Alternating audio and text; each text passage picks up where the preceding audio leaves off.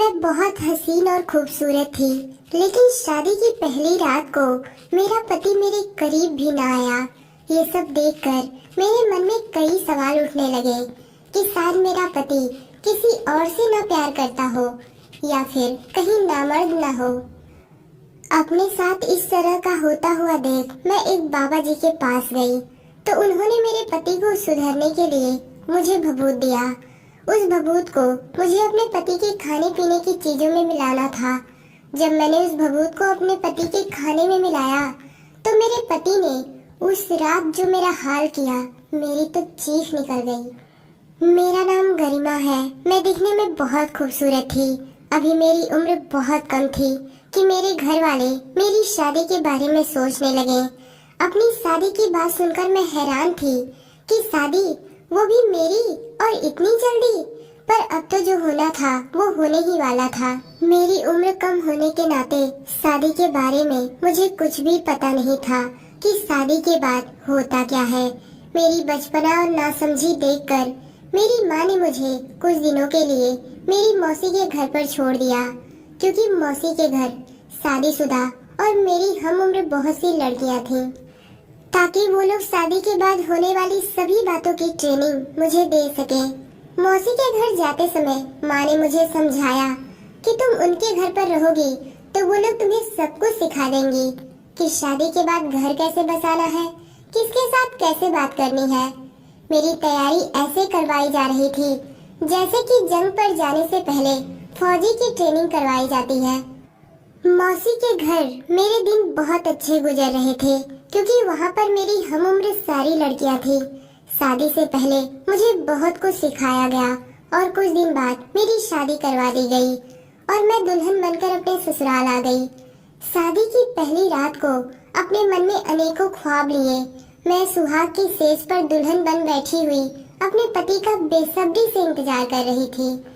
लेकिन कुछ देर बाद जब मेरा पति मेरे कमरे में आया तो उसकी हरकत देखकर तो मैं हैरान थी, क्योंकि जो बातें मुझे मेरे मौसी के घर पर सिखाई गई थी कि शादी की पहली रात को तुम्हारे साथ ये होगा वो होगा, पर ऐसा तो कुछ भी मेरे साथ नहीं हो रहा था।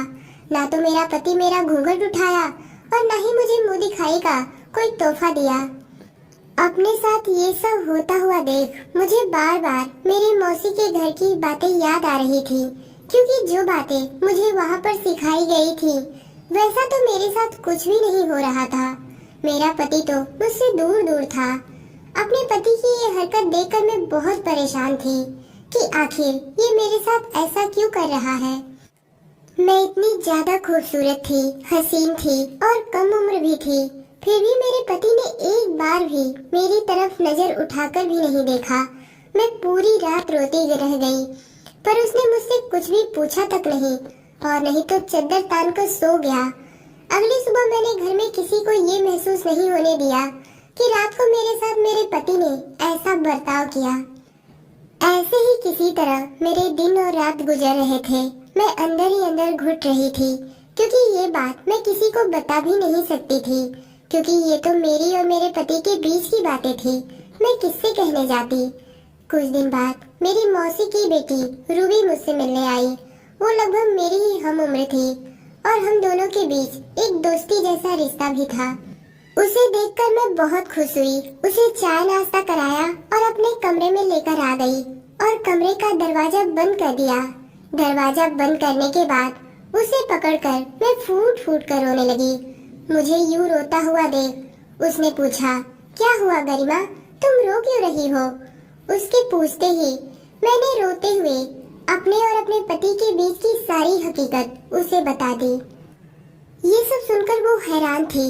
उसने हैरानगी जताते हुए कहा, ऐसा हो ही नहीं सकता कि शादी की पहली रात हो और तुम जैसी बीबी हो और पति पत्नी के करीब न आए, उससे बात तक न करे। ऐसा कैसे हो सकता है? मुझे तो लगता है कि तुम्हारे पति के साथ कोई बहुत बड़ी प्रॉब्लम है। मैंने घबराकर पूछा, कैसी प्रॉब्लम? उसने कहा, या तो वो किसी और के प्यार में पागल है, या तो उसे किसी ने कुछ करवा दिया है कि वो तुम्हारे करीब कभी न आए। पर तुम घबराओ न, इसका इलाज है। मैंने फिर एक बार घबराकर पूछा, कैसा इलाज और कहाँ पर? रूबी ने बताया कि उसके गांव में एक बाबा जी हैं। वो इस तरह के लोगों का बहुत अच्छा इलाज करते हैं। अगर तुम कोई बहाना बनाकर मेरे घर पर आ जाओ तो हम उस बाबा जी के पास तुम्हें लेकर चलेंगे। मैंने कहा ठीक है। रूबी ये सब बताकर और मुझे समझा बुझाकर अपने घर चली गई। एक दिन मैंने अपनी सास से कहा, माँ जी मुझे कुछ दिनों के लिए मायके भेज दीजिए, मेरा मन बहल जाएगा। उन्होंने मेरी इस बात को इनकार नहीं किया। कहा ठीक है, अगर तुम जाना चाहती हो तो चली जाओ। मुझे पता था कि मेरे पति तो मुझे नहीं ले जाएंगे, इसलिए मैंने अपने भाई को बुलवा लिया। मेरा भाई मुझे लेने आ गया। जब हम कुछ दूर पर गए तो मैंने अपने भाई से कहा, भाई मुझे घर पर नहीं जाना, मैं घर पर किसी और दिन आ जाऊंगी। तुम मुझे मौसी के घर पर छोड़ दो, मुझे वहाँ पर कुछ काम है। और ये बात माँ को बता देना, पर किसी और को मत बताना। और 1-2 दिन बाद जब मैं फोन करूँगी तो तुम मुझे मेरे ससुराल पहुँचा देना। मेरी इस बात पर भाई ने मुझसे ज्यादा सवाल जवाब नहीं किया, क्योंकि शादी के पहले मैं अक्सर मौसी के घर जाया करती थी। इसलिए उसे लगा कि शायद कुछ काम होगा और बिना वजह पूछे वो मुझे मौसी के घर पर छोड़ दिया और वापस घर चला गया। रूबी ने आकर मौसी को सारी बातें बता दी थी। अगले दिन मौसी मुझे उस बाबा जी के पास लेकर गई। मैंने बाबा जी से अपनी सारी परेशानी बताई। बाबा जी ने कहा, तुम निराश ना हो, तुम्हारा पति ठीक हो जाएगा, बस तुम्हें कुछ उपाय करने होंगे। हाथ जोड़ते हुए मैंने कहा, बाबा जी आप जो कहेंगे मैं वो करने को तैयार हूँ, क्योंकि मैं बहुत परेशान हूँ। बाबा जी ने कुछ मंत्र फूंक कर मुझे भभूत दिए और कहा, ये भभूत तुम अपने पति के खाने पीने की किसी भी चीज में मिलाकर खिला देना। धीरे धीरे करके तुम्हारे पति में सुधार आ जाएगा। मैंने उस बाबा जी का बहुत शुक्रिया अदा किया। उस दिन मैं मौसी के घर पर आ गई। 1-2 दिन मैं मौसी के घर पर रही और उसके बाद मैंने अपने भाई को फोन करके बुला लिया। भाई आया और मुझे मेरे ससुराल छोड़ दिया। बाबा जी का दिया हुआ भभूत मैं अपने पति को उसी दिन से देने लगी। 1 से 2 दिन मैंने उस भभूत को अपने पति के खाने पीने की चीजों में मिलाकर खिलाया, पर मेरे पति के व्यवहार विचार में कोई असर नहीं हुआ। ये सब सोचकर मैं थोड़ी परेशान थी, पर अचानक मेरे साथ कुछ ऐसा चमत्कार हुआ कि मैं तो हैरान थी। एक दिन मेरा पति मेरे पास आया और मेरे हाथों को पकड़ते हुए कहने लगा, गरिमा अगले हफ्ते हम दोनों किसी और घर में शिफ्ट हो जाएंगे। उसकी बातें सुनकर मैं हैरान थी कि किसी और घर में, आखिर क्यों?